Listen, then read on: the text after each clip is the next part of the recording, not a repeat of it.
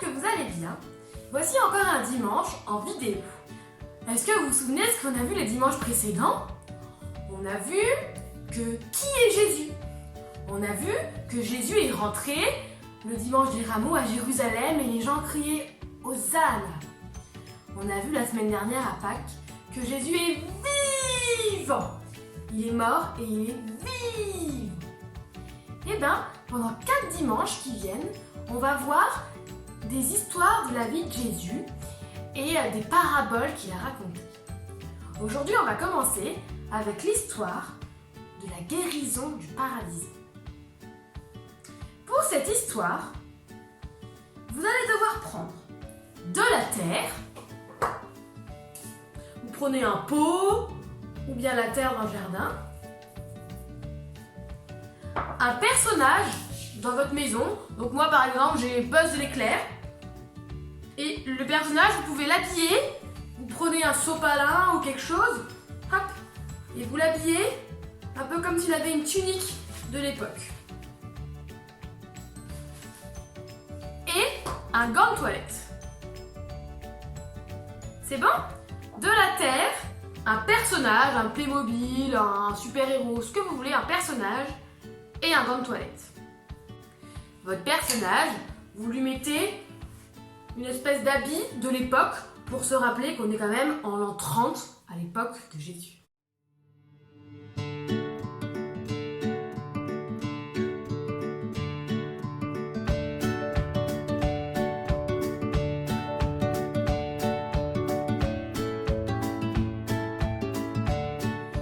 Est-ce que vous vous souvenez quand on a fait l'histoire de qui est Jésus? Je vous avais demandé de chercher un pansement. Le pansement, il représentait quelle qualité de Jésus? Le pansement nous permettait de nous rappeler que Jésus est comme un médecin. Pas dans le sens où il guérit toutes les maladies, mais Jésus veut prendre soin de nous. Et bien aujourd'hui, on va voir une histoire où Jésus a pris soin de quelqu'un, a guéri quelqu'un. Cette histoire se passe en l'an 30 environ. Jésus a environ 30 ans. Elle se passe, cette histoire, à Capernaum. C'est en Israël, une ville au nord d'Israël, pas très loin de Nazareth, la ville d'origine de Jésus. Quelques jours avant cette histoire que je vais raconter, Jésus a déjà été à Capernaum et il a fait des miracles. Il a guéri des gens et il a enseigné. Il disait plein de choses merveilleuses. Alors, il s'est déjà fait une réputation. Les gens étaient déjà un peu fans de lui. Et c'est une star. Et le jour de notre histoire, Jésus revient à Capernaum après quelques jours d'absence. Il va dans une maison, et là, qu'est-ce qui se passe quand une star arrive quelque part? La foule arrive à cette maison pour voir la star, pour voir le guérisseur de l'époque. Une foule de personnes arrivent dans la maison, Jésus il est dans la maison, dans la pièce principale. La maison se remplit, elle est blindée, il n'y a plus de place. Au point que même devant la maison, à la porte, il n'y a plus de place, on ne peut plus rentrer. C'est plein de chez plein. À un moment donné, des hommes arrivent avec un paralysé. Ils portent un paralysé. Un paralysé, c'est une personne qui ne peut pas, qui a un endroit du corps qui ne peut plus bouger. Par exemple, quand vous vous cassez la jambe, vous avez un plâtre, alors votre jambe est paralysée. Elle ne peut plus bouger. Et bien là, il y a une personne qui est paralysée. Donc vous pouvez prendre votre personnage. Il est paralysé. Et il est allongé sur une civière, sur un brancard. Vous pouvez prendre votre gant de toilette.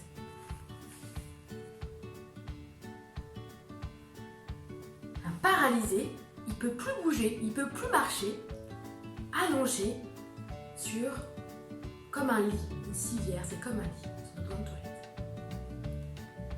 Cet homme-là, il a des amis, et ses amis, ils portent son lit jusqu'à la maison où Jésus est, jusqu'à la maison de la star de Capernaum. Mais est-ce qu'il peut rentrer? Non, la maison est pleine à craquer, comment rentrer avec un lit? Alors ils ont une idée. Ils vont passer par le toit. À l'époque, les toits ils étaient faits avec des poutres et des branchages et de la terre. Vous pouvez prendre votre terre. de la terre mouillée. Donc on mettait les poutres, les branches et la terre mouillée et ça faisait le toit. Alors les amis du paralysé, ils décident de monter sur le toit, de creuser dans la terre,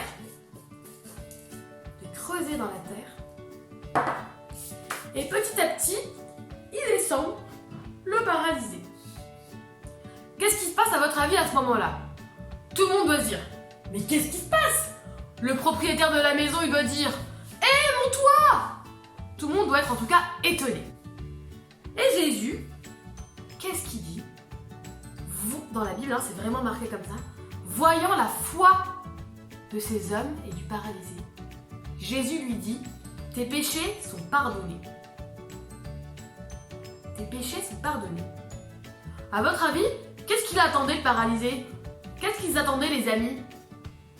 D'être guéris sans doute, de pouvoir marcher. Là Jésus dit, tes péchés sont pardonnés. Donc comme on a vu à Pâques, Jésus il a le pouvoir de nous pardonner. Donc là il pardonne le paralysé, mais il est quand même encore sur son brancard, sur sa civière. Alors les gens dans la maison se disent, mais qu'est-ce qu'il raconte? Comment ça il peut pardonner les péchés? C'est quoi cette histoire? Les gens ils trouvent ça un peu bizarre qu'un homme dans une maison pardonne les péchés. Donc cet homme-là qui est dans la maison, ça veut dire que c'est Dieu, il pardonne les péchés? Les gens sont un peu étonnés. Et après Jésus, il entend un peu tout ça, il retourne voir le paralysé et il lui dit, prends ta civière et marche. Qu'est-ce qui se passe?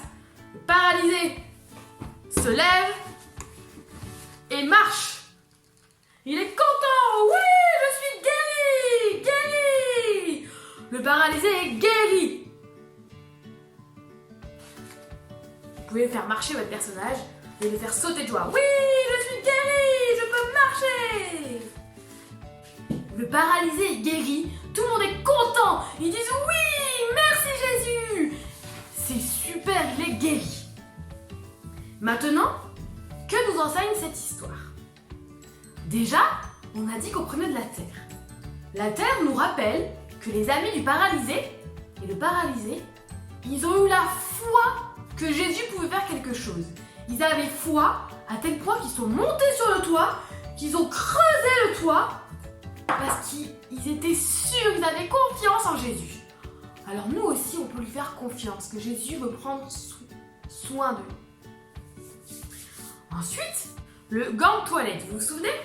On a dit que c'était le brancard, la civière, le lit sur lequel était le paralysé. Et bien, d'abord, en premier, Jésus, il n'a pas guéri le paralysé en premier. En premier, il lui a pardonné ses péchés. Finalement, c'est en quelque sorte une guérison du cœur. Parce que Jésus, il a lavé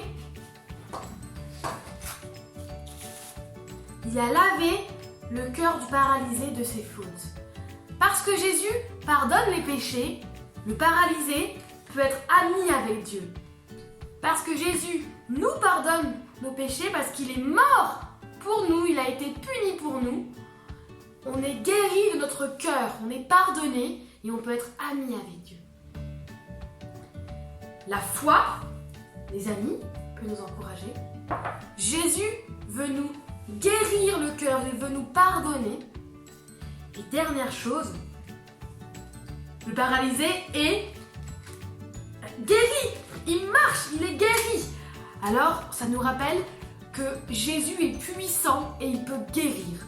Il ne va pas toujours nous guérir dans cette vie, mais en tout cas, il prend soin de nous et il nous accompagne à chaque moment. Peut-être qu'en ce moment, c'est pas facile à la maison, qu'il y a des personnes qui sont malades, qu'il y a des personnes qui sont fatiguées, que c'est dur avec vos frères et sœurs.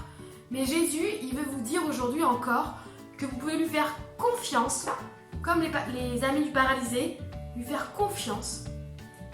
Et Jésus, il veut être votre ami, il a lavé votre cœur. Et Jésus, il veut prendre soin de vous. À bientôt!